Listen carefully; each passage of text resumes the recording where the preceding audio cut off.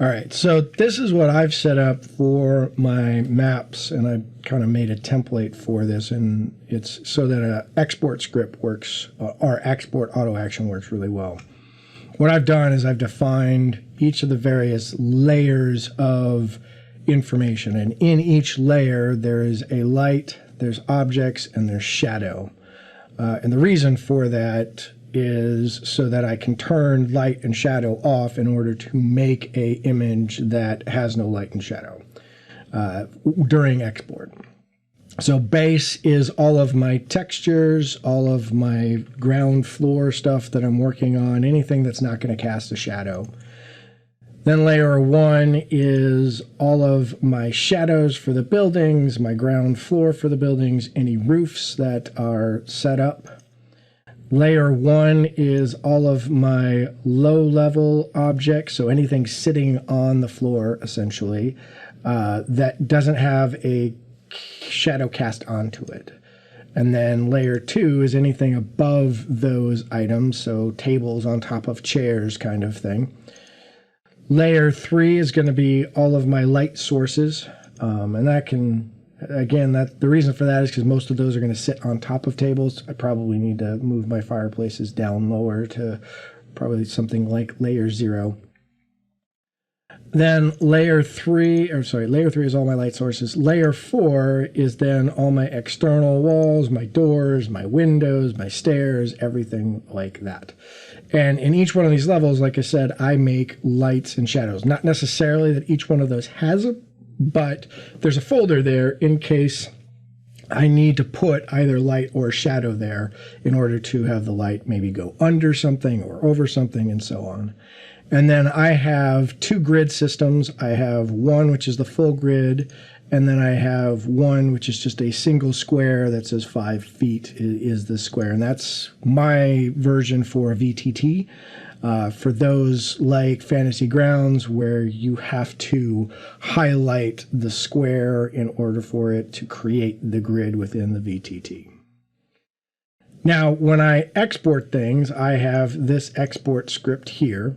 And what it does is it goes through in each of those layers, it turns everything off to start so that I have a lightless, so a no light image with no grid. And that's the first one that gets exported, and I'll walk through that. So let me play that here. So first one I am removing, you'll see that in the image all of the shadows are gone, all of the light sources are gone. So I call this a no light and then gridless. So I go no light, gridless. And I save this at 100%, and the reason for that is actually a step further. I have a Python script that does something else that I'll walk through as well. And so now I've got my 1 square grid, and that's what I call it, 1 square. Again, or I suppose you could name this VTT, something along those lines. And then once that's exported, these are all getting exported as PNGs, so at full format and lossless. The next one is obviously full grid, so I just call it a grid. And I'm going to replace it. So now what the script does is after it's exported, it goes through and it turns all the shadows and light layers back on. So you can see here now all of a sudden I've got shadows everywhere. I've got my light sources. They're all basically visible again. And so now I just name these. I name these the same thing only without the no light. So this is gridless. Again, full value. The next one's going to be 1 square grid and then full grid. And I'm not quite sure about why, but this seems to take longer. The further along in the script I go, there's probably something about memory in here that's causing the problem. So this is 1 square grid. Replacing it. And now while that goes on, I'm going to start something else up.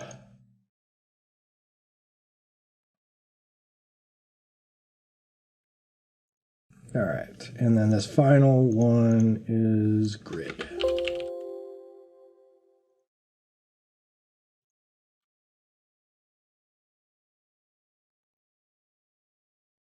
So now that I've exported all of these, I then move them into a specific directory that I've set up for my Patreon stuff that I call dev, and it's basically just where my Python program lives. And that's what the Python program looks like.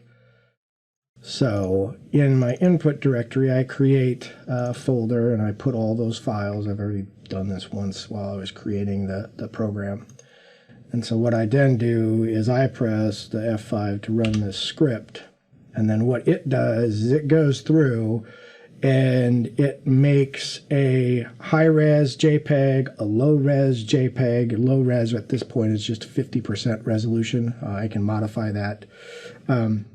And then the really cool thing about this is it then exports it into a PDF, and it makes two PDFs. One is borderless, and one is with a 1/4-inch border. My thinking there is that some people may have printers that can print borderless. They're going to want to print it on like photo paper, and so they'll use that.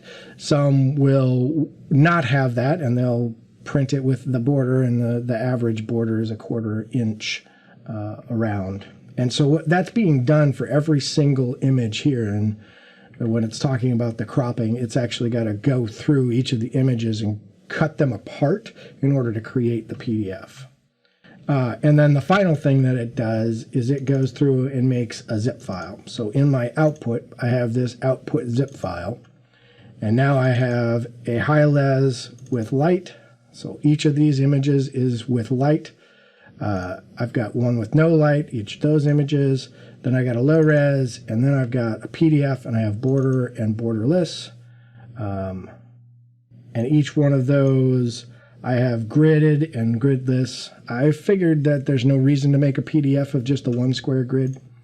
And so if you open this up, this is what it looks like. So now I've got my image with a grid.